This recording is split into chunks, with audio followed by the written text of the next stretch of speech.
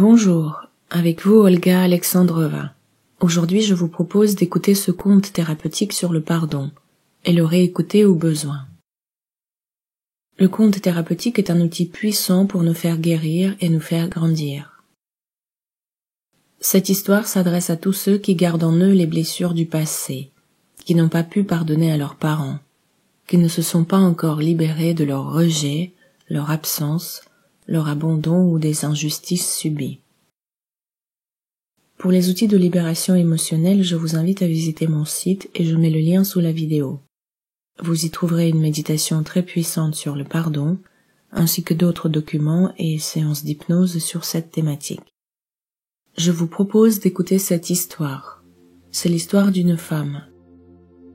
Un jour, elle a dit « Je ne pardonnerai pas. Je m'en souviendrai jusqu'à mon dernier souffle. » « Pardonne » demanda son ange. « Libère-toi de ce poids. »« Non, jamais, cria-t-elle. On ne peut pas pardonner ces choses-là, jamais. »« Mais alors, tu veux te venger ?» demanda son ange d'un air inquiet. « Non, non, je ne vais pas me venger. Je suis au-dessus de la vengeance. » « Mais alors, est-ce que tu attends un châtiment sévère par la vie ? » « Je ne sais pas quelle punition serait suffisante, » répondit-elle. « Tu sais, tôt ou tard, tout le monde paye un prix, » a dit l'ange en guise de réponse. « Oui, je le sais. Alors pardonne. Tu as grandi, tu es loin de tes agresseurs. » « Non, je ne peux pas. Je ne veux pas. Aucun pardon serait suffisant. »« Bien, » dit l'ange. « Où comptes-tu garder ta souffrance ? » ?»« Ici et ici, » répondit la femme en posant ses mains sur sa tête et sur son cœur. « Fais attention, » répliqua l'ange.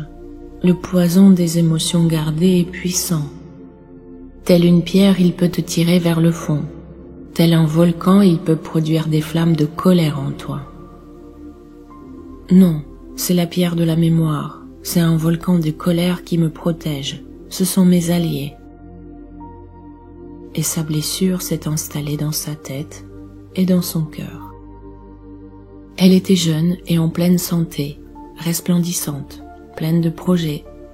Elle s'est mariée, elle a eu 2 enfants, elle avait des amis, un travail, des passions, une vie normale, des hauts et des bas, des prises de tête, des réconciliations, un peu de tout. Elle essayait de ne pas penser à sa blessure. Puis les années ont passé, jusqu'au jour où elle a entendu à nouveau ce mot incompréhensible, pardonner. « Mon mari m'a trompée, mes enfants me parlent peu, je ne gagne plus d'argent, mes amis m'ont tourné le dos. Qu'est-ce que je dois faire ? » demanda-t-elle en consultation chez son psy. Il l'écouta attentivement, il posait des questions, il lui demandait de parler de son enfance et de ses parents. Alors elle s'énervait, elle préférait parler du présent, mais son psy insistait sur son enfance. Elle avait l'impression qu'il se promenait dans les profondeurs de son inconscient, là où elle cachait sa blessure du passé. Il tentait d'éclairer sa blessure, la sortir au grand jour, mais elle résistait. Hors de question. Alors son psy a fait une conclusion. Il va falloir purifier l'intérieur. Votre blessure du passé, telle une graine, a donné une racine, puis la racine a donné d'autres racines, puis un arbre entier a poussé. Sur chacune de ces branches se sont accrochées d'autres blessures venues par la suite. C'est l'arbre à blessures à l'intérieur de vous. C'est parce que la toute première blessure n'a jamais été libérée. Dans les branches de cet arbre vivent vos émotions, toutes vos émotions. Certaines sont nouées, d'autres ne peuvent pas circuler librement. Tout se mélange. Un jour, il y a très longtemps, il y a eu un événement qui vous a poussé à ressentir des émotions difficiles. Comme des éclairs, à votre insu, les émotions sont apparues. Elles ont été coincées dans le corps, gardées dans le corps et aussi votre esprit, le cœur et la tête. Il est possible que l'émotion soit la plus puissante des énergies, a dit son psy. Elle vous aide à vous lever le matin, à agir, à faire des choix. Elle provoque des rencontres, elle provoque des ruptures. Elle est à l'origine de tellement de décisions impulsives. C'est l'émotion qui vous permet de choisir vos plats au restaurant, de vous émouvoir face à une fleur, d'apprécier un sourire, de partir en vacances, de choisir un livre à lire ou un film à regarder. Les émotions. Que feriez-vous sans ce moteur émotionnel? Quel acte de votre vie, quelle attitude est engendrée sans émotion? Vos émotions traduisent au niveau conscient ce qui se vit au niveau cellulaire, biologique. Elles vous transmettent tellement d'informations sur vous. Sans émotion, il n'y aurait pas de vie. Ce qui nous fait vivre nous fait mourir par défaut. C'est ce qui nous fait plaisir, qui nous fait souffrir par défaut. Alors le corps qui ressent fabriquera tôt ou tard une maladie si vous ne vous libérez pas de vos ressentis. C'est à vous de les déchiffrer. Pour le moment, il n'est pas trop tard. Elle l'écoutait attentivement. D'accord, je l'entends. En effet, quelque chose me pèse. Je suis nerveuse. Par moments, je me sens triste et je ne sais pas vraiment pourquoi. Vous me dites, se purifier. Oui, c'est ça qu'il me faut. Mais comment se purifier? Demanda-t-elle. Revivre à nouveau ces moments du passé, pour mieux s'en libérer. Sans les fondations, l'arbre à blessures tombera. Ressentir, libérer, pardonner, aux autres et à soi, répondit son psy. Non, jamais, vous entendez, jamais, je ne peux pas pardonner ce qu'on m'a fait vivre, je leur en veux, c'est légitime, j'ai raison de leur en vouloir. Vous voulez avoir raison ou être heureuse? Demanda son psy. Elle n'a pas répondu. Elle régla sa séance et s'en alla avec son arbre à blessures. Quelques années ont passé. Elle s'est retrouvée à nouveau dans une salle de consultation, chez un médecin.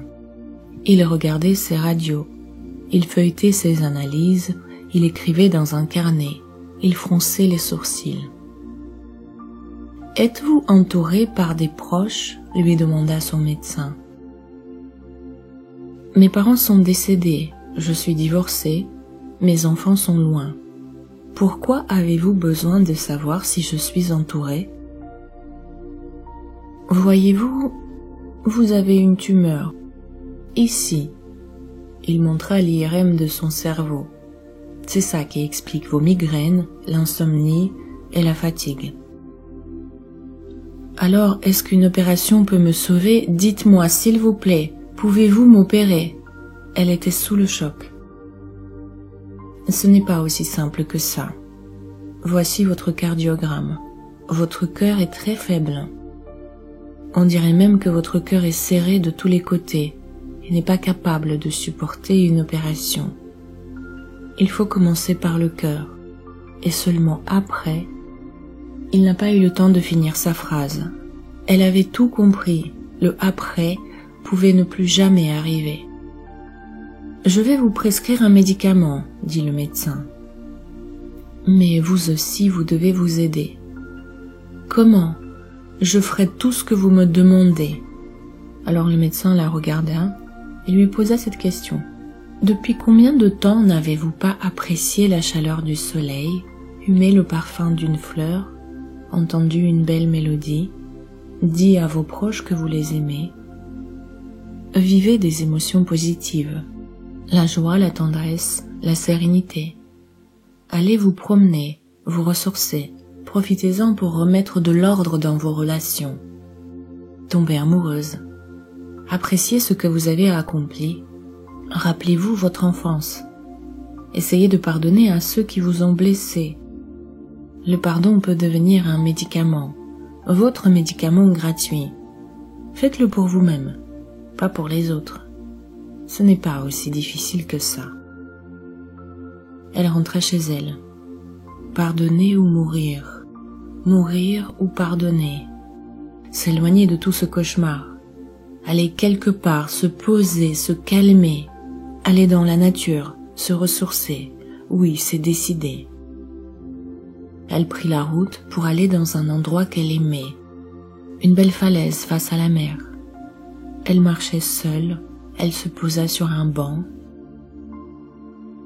Où comptes-tu garder ta souffrance? Elle se rappela de la question de son ange. Ici et ici, dans la tête et le cœur, c'est là qu'elle avait mal. Alors elle s'est rappelé sa blessure. Elle s'est rappelé ces personnes qui l'ont blessée, celles de son enfance, sa mère et son père. Ils n'étaient jamais disponibles. Ils travaillaient ou ils se disputaient. Ils ne lui accordaient ni le temps, ni la tendresse qu'elle attendait. Elle était livrée à elle-même, délaissée. Pourtant, elle avait des bonnes notes à l'école, mais cela n'était pas suffisant pour avoir leur attention. Elle aidait à la maison, mais là encore, jamais elle a eu un seul mot de reconnaissance. Elle a même tenté de se rebeller, mais ses parents l'ont punie. Et après, ils se sont séparés. Chacun a construit une nouvelle famille. Elle n'avait pas sa place, ni chez sa mère, ni chez son père. Vers sa majorité, ses parents lui ont demandé de faire ses affaires et partir. Elle a fait sa valise et pris la route pour faire ses études dans une autre ville, sans argent, sans amis, sans soutien. Elle devait devenir adulte, elle devait comprendre ce qui était la vie. C'est là qu'elle a pris cette décision de ne jamais leur pardonner. Elle portait sa tristesse et sa colère en elle. Elle a promis qu'elle les garderait jusqu'à son dernier souffle. Apparemment, ce serment se réalisait. Il faut pardonner, au moins essayer, c'est décidé, oui. Elle prononça ces paroles avec hésitation. Ce n'était pas convaincant. Elle a sorti de son sac un stylo et un morceau de papier. Elle s'est mise à écrire. « Chers parents, papa, maman, je ne suis plus fâchée contre vous. Je vous pardonne pour tout ce que vous avez fait. » Sa gorge s'est nouée. Le cœur s'est serré. La tête est devenue lourde. C'était insupportable. Mais elle serrait son stylo et elle écrivait. Elle continuait à poser les mots sur papier. C'était difficile. Un mélange entre l'envie de continuer et le désir de s'arrêter. Une main se posa sur son épaule. Ce fut son ange, venu pour l'aider. « Attends, pas comme ça. Avant de continuer, explique-leur ce que tu as vécu. Sors ta peine, dis-leur tout ce qui te pèse, dis-leur ta souffrance. Sors-la de ton cœur, ils pourront t'entendre là où ils sont. Ou pas. Ce n'est pas pour eux que tu le fais pour toi. Demande leur pardon avant de les pardonner. Pourquoi c'est moi qui dois leur demander pardon? » L'ange répondait, « Parce que la rivière coule dans un sens. C'est eux qui t'ont précédé, toi tu es venu après. Ils t'ont mis au monde, ils t'ont donné ce cadeau de la vie, pour grandir, pour vivre tes expériences, pour évoluer. Qu'importe ce qui est arrivé ou comment cela est arrivé, tant que tu restes dans ton rôle de victime, tu ne peux accéder à une guérison. Tu as été blessé, tes parents l'ont été également par leurs parents. Tu n'as pas pris en compte ni leur histoire, ni leur vécu, tout comme eux ils n'ont pas pris en compte l'histoire de leurs parents. Sois reconnaissante d'avoir vécu ton histoire. Ils t'ont aimé comme ils ont pu, avec leur conscience du moment. Aujourd'hui, tu es responsable de ce que tu en fais. Avant, tu étais un enfant. Maintenant, tu es devenu adulte, tu es capable de te protéger, de te soutenir, de t'encourager. Ce n'est plus à tes parents de le faire. Ils ne sont plus responsables de ton bonheur. Libère ton enfant intérieur, une petite fille qui souffre en toi, qui s'attend à ce que l'amour soit disponible, Et l'amour est disponible. Il est en toi. Libère cet enfant. Promets-toi d'en prendre soin. L'amour est le seul guérisseur. Tu ne peux rien changer que tu n'aies pas accepté avant. Ouvre ton cœur. L'amour était disponible à tous les moments de ta vie. Il était en toi. Ton bonheur ne dépend que de ton choix de prendre soin de ta partie blessée. Tu peux dire merci à cette situation, à ton vécu, à tes parents. Accepter ne veut pas dire être d'accord avec ces expériences. Accepter veut dire que tu as quelque chose à comprendre dans ton cœur. Le choix te revient. C'est ton libre arbitre. Alors elle continua à écrire. Elle parlait de ses émotions, de sa peine à ses parents, de sa tristesse, de son désespoir, de sa colère. Elle écrivait ce qu'elle avait vécu. Elle livrait sa peine. Elle libérait son enfant intérieur. Avec son cœur d'enfant, elle imaginait une petite fille leur parler. « Maman, papa », elle répétait. « Maman, papa ». Elle pleurait. « C'est moi, votre fille. Je suis désolée, je suis vraiment désolée. Je vous demande pardon. » Sa poitrine se remplissait de larmes. Les larmes montaient. Elle répétait « Pardonnez-moi, je vous aime. Chers parents, je vous aime, je vous aime, je vous accepte tel que vous êtes. Avec vos failles, avec vos défauts, je vous demande pardon pour tout.